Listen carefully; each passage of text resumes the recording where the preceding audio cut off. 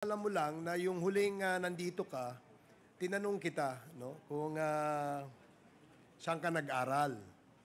Yun ulit ang tanong ko sa iyo ngayon. No? Saan ka nag-aral? Sa Pilipinas po. Sa Pilipinas. Opo. Anong school? Chinese school po. Chinese school? Opo. Saan? Sa Binondo. Sa Binondo? Binondo Chinese School. Anong pangalan ng Chinese school? Manila Patriotic. Yung last po ba? Ba't marami ka bang pinasukang eskwelahan? Sa elementary muna. Sige, sa elementary. Saan ka nag-aral? Elementary.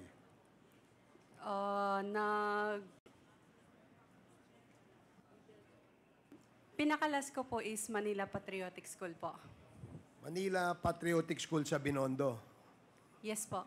Hindi kasi ako familiar dun sa school na yon. So, maybe Comsec, can we ask yung registration ng Manila Patriotic School na yon? Elementary, doon ka rin ba nag-aral? Elementary lang po yung inaral ko. So high school, hindi ka na tumuloy? Hindi po. Nag-aral ka na sa China? Hindi po. Hindi ka ba nag-aral sa China? Hindi ka. So, dito ka lang sa Pilipinas, elementary lang. Hanggang anong grade? Grade 6? Grade 6? Hindi po yata natapos eh. Grade 5. So, meron akong picture dito. Nakatoga ka ng graduation. Ito, mukhang high school graduation yata to o college. Can we ask the page to please show this to Miss Cassie Ong? Anong school to? Public school po yan. ALS po.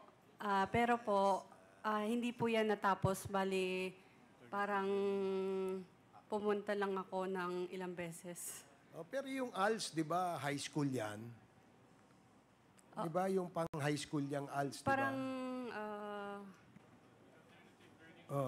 Alternative Learning System, di ba? So, meron kang, nakarehistro ka, no, sa DepEd na nag-avail ka ng ALS. hindi ko po sure, Hindi. Mr. Chair. Kasi, paano ka naka-enroll sa ALS kung hindi ka, kasi pag nag-enroll ka, syempre, mariregister yung pangalan mo ron, di ba? Di ba? Opo. Mr. Mr. Chair. Ganda nga ng picture mo rito, graduate ka, oh. Sabi ni Ronaldin Baterna, di ba? Sa sa Manila ito. Hindi ba ikaw nagsabi no? Nakala ko si Ronaldin eh. So di ba? High school graduation picture nyo to. So, Sa ALS po yan, Mr. Chair. Tapos, nakipicture lang po ako dyan.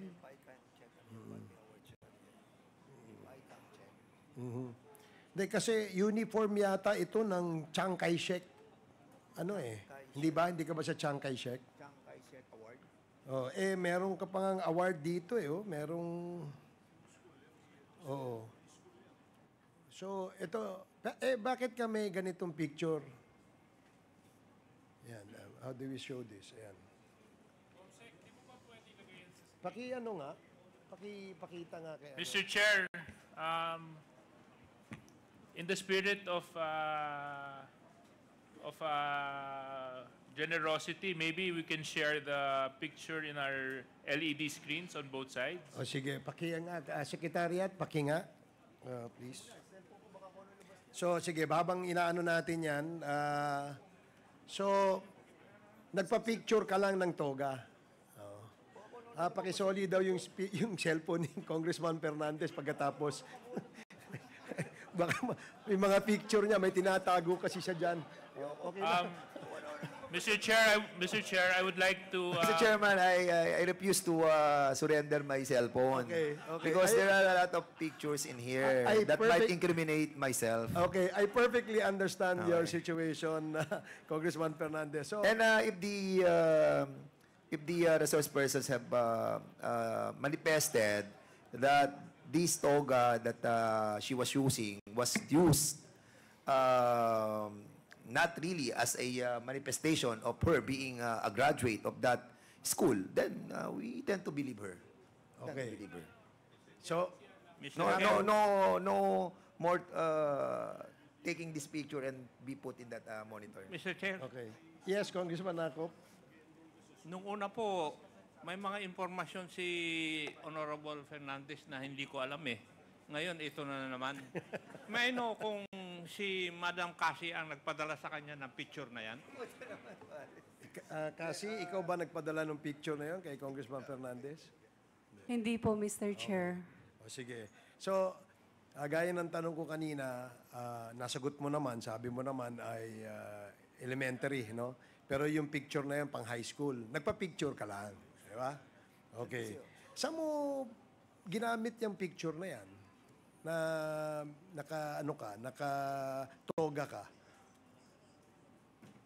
Wala lang, para lang meron ka lang profile pic. Bali po,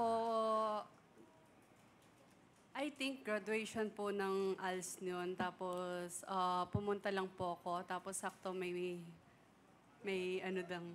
So, sumali ka lang sa picture. Opo. Oo. Tapos, Pero hindi mo natapos yung ALS mo. pumasok lang ako. 2 beses, 3 beses kasi gusto ko lang po i-try. Natatandaan mo yung pangalan ng teacher na napasukan mo? Hindi mo Ma'am Daisy? Daisy. Opo. So, wala ka ring teacher na Rubilin, ang pangalan? Wala, no? Sige.